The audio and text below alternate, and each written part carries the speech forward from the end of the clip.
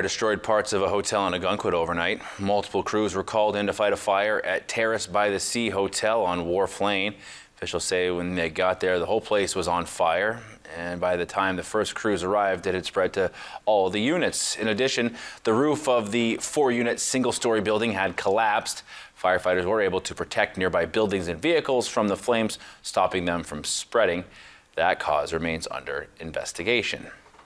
Well, with warm weather in the forecast, that means the ground is drying out. The Maine Forest Service urges safety first. The wildfire danger report shows 1/3 of the state in Class 3 for wildfire danger, which means higher chances of wildfires occurring.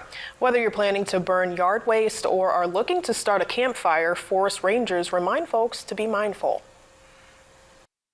We did some research on some of our data, and it looks like 60% of the wildfires occurred around the second and third week of April, which is where we're at now. So many people don't realize that that's a volatile time for fires.